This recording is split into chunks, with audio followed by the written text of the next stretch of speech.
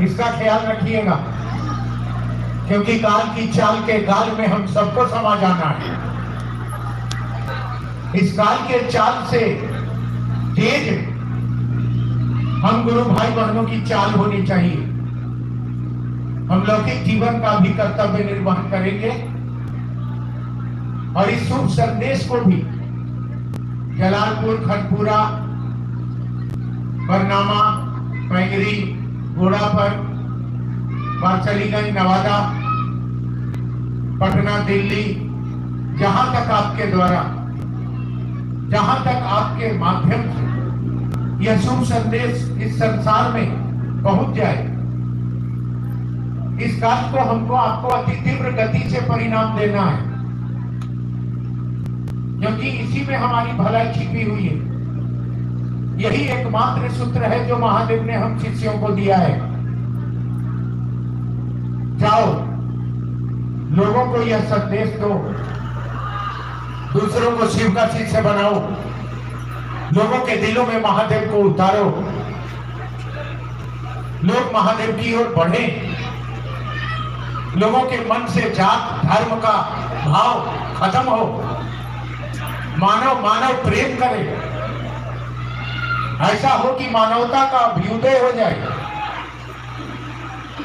धर्म जात संप्रदाय किसी कोने में सिसकता हुआ मर जाए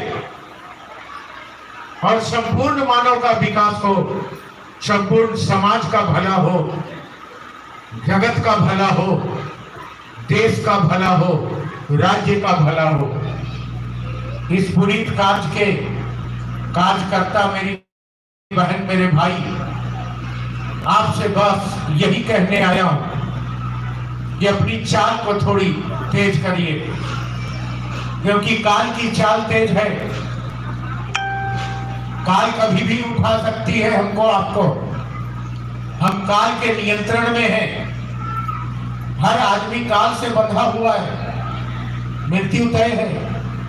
और इस संसार में हमने अच्छा क्या किया?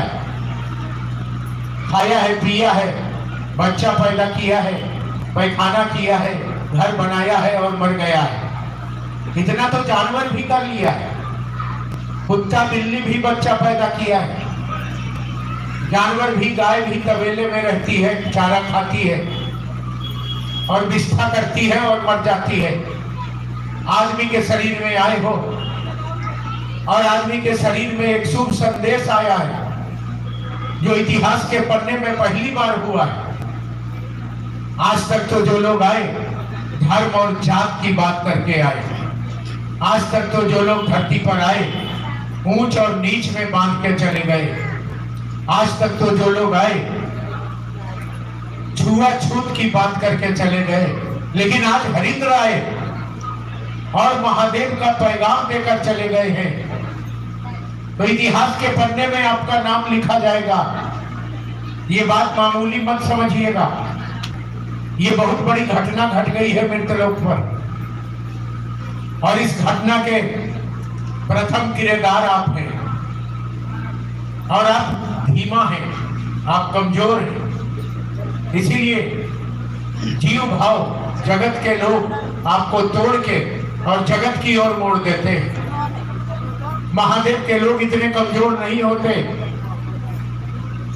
ये दिल के मजबूत होते, इनका मनोबल मजबूत होता है, इनका शरीर कमजोर होता है, लेकिन आत्मबल के धनी होते हैं। और आज इस शुभ संदेश को जन जन तक फैलाने का काम जो गुरु बहन, जो गुरु भाई ईमानदारी से करते हैं, उनसे पूछिए कि महादेव की दया से उनका आत्मबल कितना मजबूत हुआ है।